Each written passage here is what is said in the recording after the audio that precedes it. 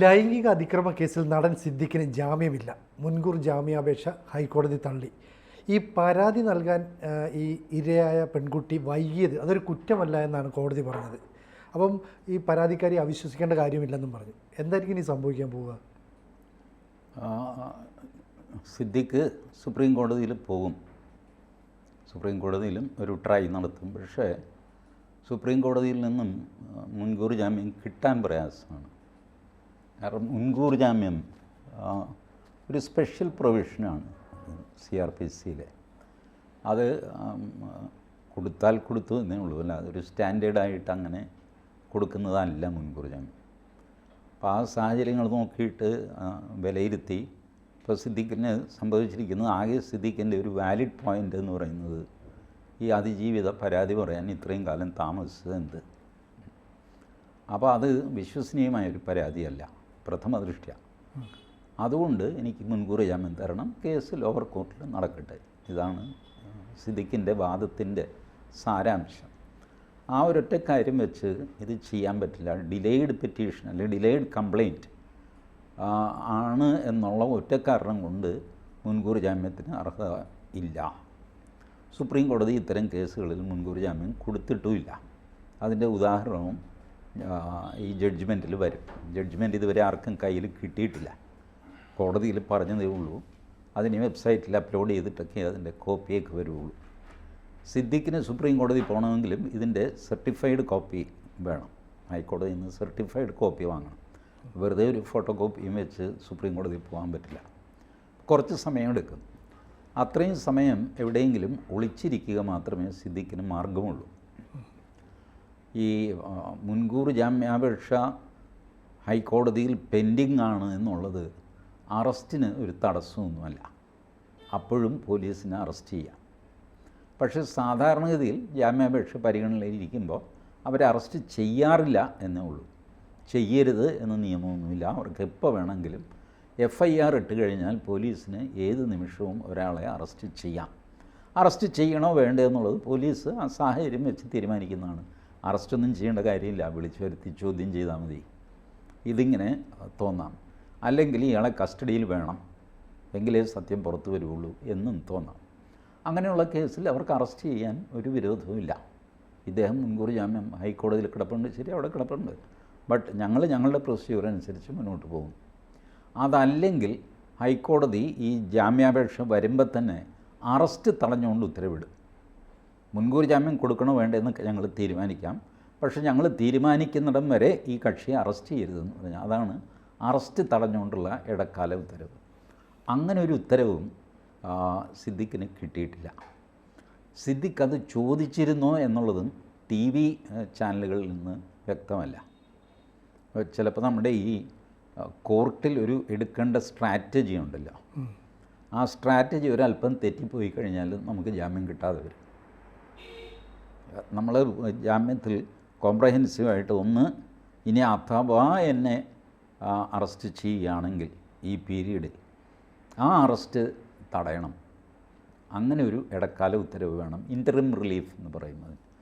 അങ്ങനെയൊക്കെ ചെയ്ത് കോംപ്രഹെൻസീവായ ഒരു ആപ്ലിക്കേഷൻ വേണം ഹൈക്കോടതിയിൽ കൊടുക്കാൻ. നമ്മൾ ചോദിക്കാതെ ഹൈക്കോടതി അറസ്റ്റ് തടയാൻ പോകുന്നില്ല. ചോദിക്കാതെ ജാമ്യം കിട്ടിയ ചരിത്രത്തിൽ ഒരേ ഒരു മനുഷ്യനേ ഉള്ളൂ, അത് അരവിന്ദ് കേജ്രിവാളാണ്. അരവിന്ദ് കേജ്രിവാൾ ജാമ്യം വേണ്ട എന്ന് പറഞ്ഞു. സുപ്രീം കോടതി പറഞ്ഞു ഇല്ല, ഞങ്ങൾ തരും, മേടിച്ചേ പറ്റുള്ളൂ, മര്യാദയ്ക്ക് ജയിലിൽ നിന്ന് ഇറങ്ങുള്ളൂ എന്നൊക്കെ പറഞ്ഞിട്ടാണ് അങ്ങേർക്ക് ജാമ്യം കൊടുത്തത്. അല്ലാതെ അങ്ങേര് ജാമ്യം ചോദിച്ചിട്ടില്ല. ഈ ഒരു കേസല്ലാതെ അതിന് മുമ്പോ അതിന് ശേഷമോ ഒരു കോടതിയും ചോദിക്കാതെ ജാമ്യം കൊടുക്കുകയോ ആവശ്യപ്പെടാതെ അറസ്റ്റ് തടയുകയോ ഒന്നും ചെയ്തതായി ചരിത്രമില്ല. അപ്പോൾ അത് സിദ്ദിഖിൻ്റെ കേസിൽ അദ്ദേഹത്തിന് സംഭവിക്കാനുള്ളത് സംഭവിച്ചു. ഇനിയിപ്പോൾ അദ്ദേഹം ഭാഗ്യം പരീക്ഷിക്കട്ടെ സുപ്രീം കോടതിയിലും അല്പം ബുദ്ധിമുട്ടായിരിക്കും എന്നാണ് എനിക്ക് തോന്നുന്നത്.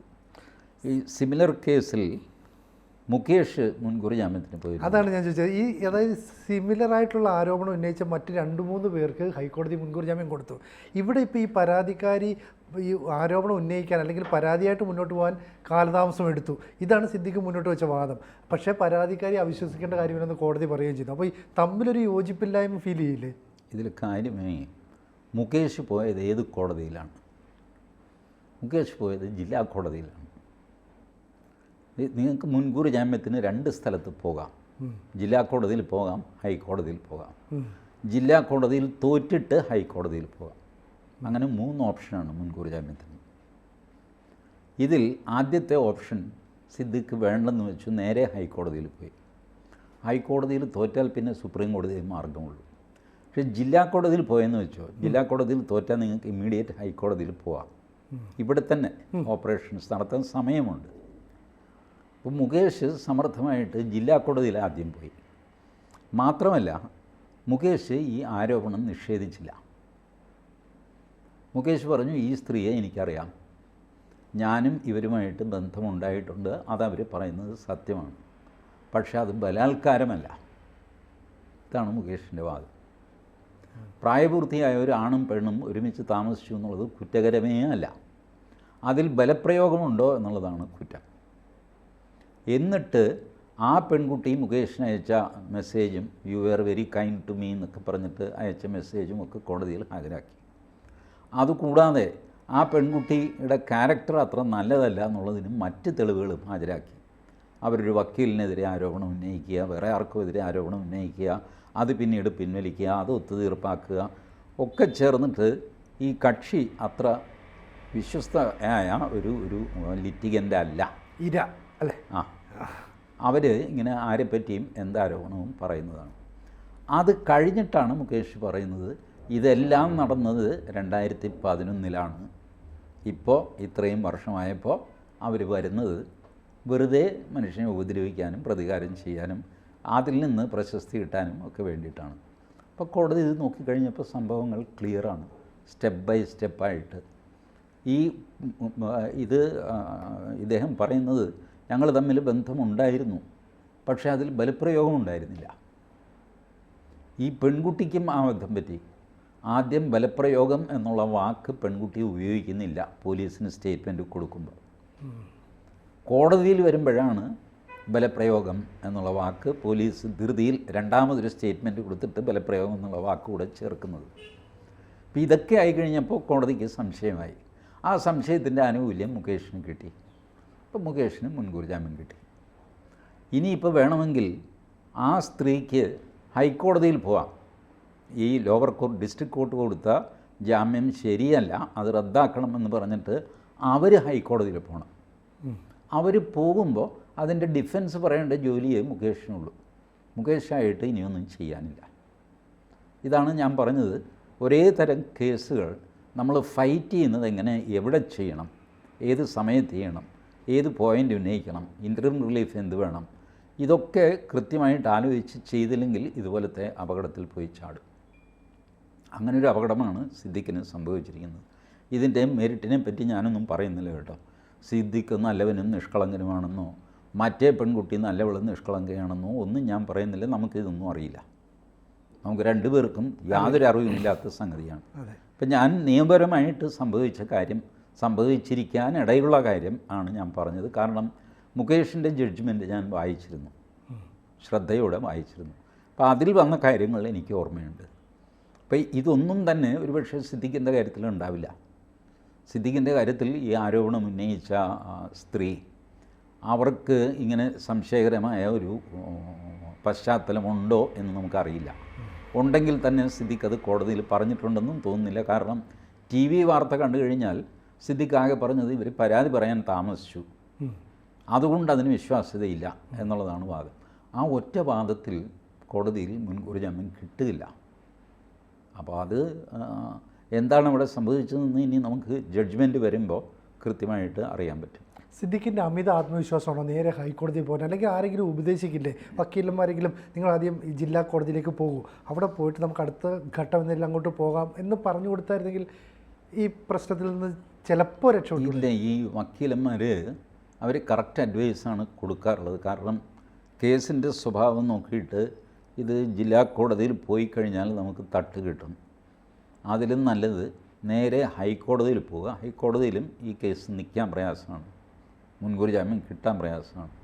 സുപ്രീം കോടതിയിലേ നമുക്ക് എന്തെങ്കിലും പ്രതീക്ഷയുള്ളൂ. അപ്പോൾ ഏറ്റവും വേഗം സുപ്രീം കോടതിയിൽ എത്താനായിട്ട് എന്ത് ചെയ്യണം? കീഴ്ക്കോടതിയെ അവഗണിച്ചിട്ട് നേരെ ഹൈക്കോടതി പോവുക. ഹൈക്കോടതി തള്ളുന്നു, നെക്സ്റ്റ് സ്റ്റെപ്പ് സുപ്രീം കോടതിയിൽ പോകുന്നു. കേസ് നമ്മുടെ വീക്കായി കഴിയുമ്പോൾ വക്കീലന്മാർ അഡ്വൈസ് ചെയ്യുന്നത് ഇങ്ങനെയാണ്, കൂടുതലിട്ട് കളിക്കല്ലേ, നമ്മൾ കൂടുതൽ വീക്കാവും. കാരണം സുപ്രീം കോടതിയിൽ ചെല്ലുമ്പോൾ താഴെ 2 കോടതികൾ കൊടുക്കാഞ്ഞ ജാമ്യമാണ് ഞങ്ങൾ കൊടുക്കേണ്ടത് എന്നുള്ള ആ ഒരു ഗൗരവം സുപ്രീം കോടതിക്ക് വരും. ഇപ്പോൾ ചെന്ന് കഴിഞ്ഞാൽ ഹൈക്കോടതി കൊടുത്തില്ല അല്ലേ, ഞങ്ങൾ നോക്കട്ടെ എന്നുള്ളൊരു ഭാവത്തിലായിരിക്കും അവർ നോക്കുന്നത്. അപ്പോൾ ഇതൊക്കെ വെച്ചിട്ടാണ് ഈ വക്കീലന്മാർ അഡ്വൈസ് കൊടുക്കുന്നത്. അപ്പോൾ വക്കീലന്മാർ റോങ് അഡ്വൈസ് കൊടുത്തു നമുക്ക് പറയാൻ പറ്റില്ല. കാരണം കേസിൻ്റെ ഫാക്റ്റ് അറിയാവുന്ന ആളിനെ ഇതിൻ്റെ കൃത്യമായിട്ട് ഈ സ്ട്രാറ്റജിയാണ് നല്ലത്, മറ്റേ സ്ട്രാറ്റജിയാണ് നല്ലതെന്നൊക്കെ പറയാൻ പറ്റുള്ളൂ. മാസ്കറ്റ് ഹോട്ടലിലാണ് ഈ സംഭവം നടന്നത്. അന്ന് പെൺകുട്ടിക്ക് പ്രായപൂർത്തിയായില്ല എന്ന് പറയുന്നു. അപ്പോൾ പെൺകുട്ടി അവിടെ ചെന്നതിൻ്റെ ഒപ്പം അതിൻ്റെ രേഖകളൊന്നും ആ ഹോട്ടലിൽ ഇല്ല. പക്ഷേ സിദ്ദിഖ് അവിടുന്ന് ഭക്ഷണം കഴിച്ചതിൻ്റെ രേഖകൾ വരെ ഉണ്ട് താനും. അങ്ങനെയുള്ളൊരു സ്ഥിതിക്ക് ഇപ്പം സിദ്ദിഖിനെ പെട്ടെന്ന് അറസ്റ്റ് ചെയ്യാൻ പോലീസ് ഒരു നിലപാട് സ്വീകരിക്കുമോ? സ്വീകരിച്ച് കൂടായികയില്ല. ഈ പോലീസിൻ്റെ ഒരു തീരുമാനമാണ് ഒരാളെ അറസ്റ്റ് ചെയ്യണോ വേണ്ടേ എന്നുള്ളത്. അതിന് ഒരു ഫാക്ടറായിട്ട് പലപ്പോഴും വരാറുള്ളത് മാധ്യമങ്ങളുടെ ബഹളമാണ്. ഇപ്പോൾ സിദ്ദിഖിനെ അറസ്റ്റ് ചെയ്തില്ലെന്ന് വെച്ചോ, മാധ്യമങ്ങളെല്ലാം കൂടെ നിലവിളിക്കുന്നു, സിദ്ദിഖിനെ അറസ്റ്റ് ചെയ്യുന്നില്ല, സിദ്ദിഖും ADGP MR അജിത് കുമാറും തമ്മിൽ ഗൂഢാലോചന നടന്നു, അത് ഇത് എന്നൊക്കെ പറഞ്ഞിട്ട് സംഭവം അങ്ങ് കൊഴുപ്പിക്കുകയാണെന്ന് വെച്ചോ, ചിലപ്പോൾ പോലീസ് അറസ്റ്റ് ചെയ്തെന്ന് വരും. കാരണം ഈ ബഹളം ഒന്ന് ശമിപ്പിക്കാനായിട്ട്. ബട്ട് ബഹളം ശമിപ്പിക്കാനായിട്ട് അറസ്റ്റ് ചെയ്ത് കഴിഞ്ഞാൽ അത് അടുത്ത ബഹളത്തിന് വഴിവെക്കുകയുള്ളൂ. അതും പോലീസിനറിയാം. അപ്പോൾ ഇപ്പോൾ ചാനലുകളൊക്കെ പറയുന്നത് സിദ്ദിഖിൻ്റെ വീട് സ്പെഷ്യൽ ബ്രാഞ്ച് വളഞ്ഞിരിക്കുകയാണ്. അത് കുറച്ച് അവിശ്വസനീയമായ കാര്യമാണ്. മനസ്സിലായി? ഈ മുൻകൂർ ജാമ്യ കേസിൽ പ്രതി ഒളിവിൽ പോകുന്നത് ഒരു സാധാരണ സംഭവമാണ്. മൊബൈൽ സ്വിച്ച് ഓഫ് ചെയ്തിട്ട് ഒളിവിൽ പോകും. പലപ്പോഴും പോലീസുകാർക്ക് അറിയാമെങ്കിലും അവർ പിടിക്കുകയില്ല. ശരി, അയാൾ സുപ്രീം കോടതിയിൽ പോയി മുൻകൂർ ജാമ്യം ട്രൈ ചെയ്തോട്ടെ, ഇവിടെ ഉണ്ടല്ലോ, ആളെങ്ങും പോകാനൊന്നും പോകണില്ല, നമുക്ക് നോക്കാം എന്ന് പറഞ്ഞിട്ട് അങ്ങനെ വെയിറ്റ് ചെയ്യുന്നതും ഒക്കെ ആവാം. ഏതായാലും ജഡ്ജ്മെൻറ്റ് വന്നാൽ നമുക്ക് കൃത്യമായിട്ട് കുറച്ചുകൂടെ ഇതിൻ്റെ ഐഡിയ കിട്ടും. എന്തായാലും മുൻകൂർ ജാമ്യാപേക്ഷ തള്ളി സിദ്ദിഖ് എവിടെയോ ഇല്ല എന്നുള്ളതേ ഉള്ളൂ. മാധ്യമങ്ങൾ പിന്നെ പറയുകയാണ് ആ വീട്ടിലില്ല ഈ വീട്ടിലില്ല എന്നുള്ള രീതിയിൽ ഒരു ഹൈപ്പ് ഉണ്ടാക്കാൻ ശ്രമിക്കുന്നു. അത്ര മാത്രമേ നമുക്ക് പറയാൻ പറ്റുള്ളൂ. പോലീസല്ലേ, ഇപ്പം മാധ്യമങ്ങളാണ് സിദ്ദിഖിനെ പിടിക്കാൻ ഇറങ്ങിയിരിക്കുന്നത്. അതെ, നമുക്ക് കാത്തിരിക്കാം. കൂടുതൽ വാർത്തകളും വിശേഷങ്ങളും നിങ്ങളിലേക്ക് എത്താൻ ABC മലയാളം സബ്സ്ക്രൈബ് ചെയ്യുക, ബെൽബട്ടനും അമർത്തുക.